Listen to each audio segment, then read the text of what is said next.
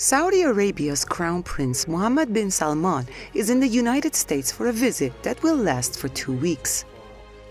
The de facto ruler of the Saudi kingdom has met U.S. President Donald Trump and other top officials at the White House.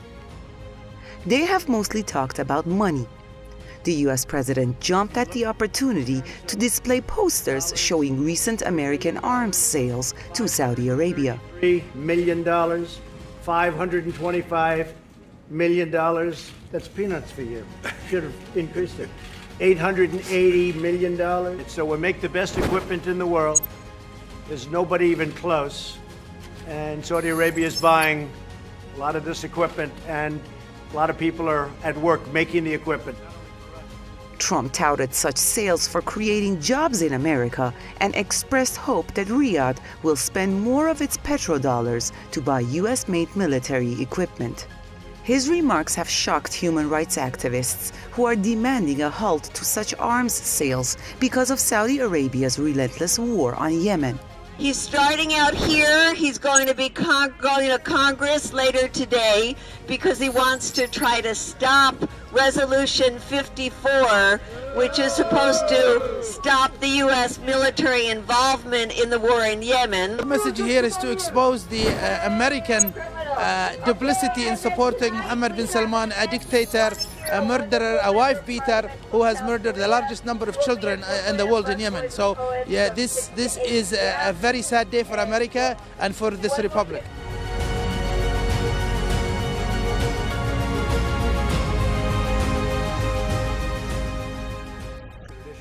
In the coming days, the young Saudi prince will be touring major U.S. cities to meet with political and business leaders.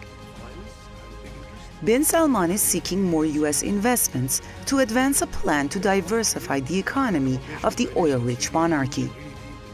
But experts say the visit is mainly a public relations strategy being employed in a bid to fix Saudi Arabia's image problem. Saudi Arabia's ruling family has for decades had a notorious human rights record, and its support for extremist groups around the world is an open secret. But over the past few years, its image has further worsened over its war on Yemen and the humanitarian catastrophe there. During his visit to the United States, bin Salman's friends are presenting him as a reformer and liberator, someone who's trying to change the direction of the autocratic kingdom. This while critics have come down heavily on the Crown Prince's high-profile reforms program as a complete sham.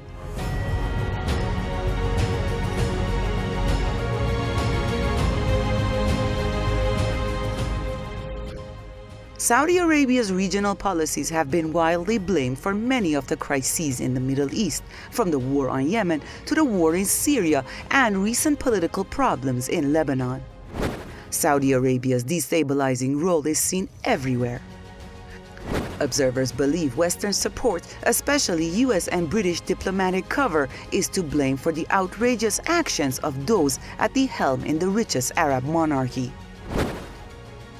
When that much weaponry comes into the region, of course that's going to be used, and it's going to be used primarily in Yemen. It's going to continue to be used in Syria, and perhaps it may also be used as a way of opening up new fronts, possibly in support of an Israeli war in the Golan Heights, possibly against Syria and the Hezbollah. So of course, for regional diplomacy, it's a disaster if the Americans continue to back the Saudis the way they have, and the Saudis stay hand in glove with US policy, then it can only mean more military disaster, more children dying.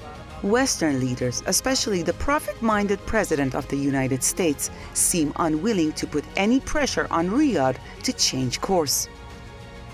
Intensified U.S. and British support for the Saudis is likely to further embolden them and encourage them to take more destabilizing actions.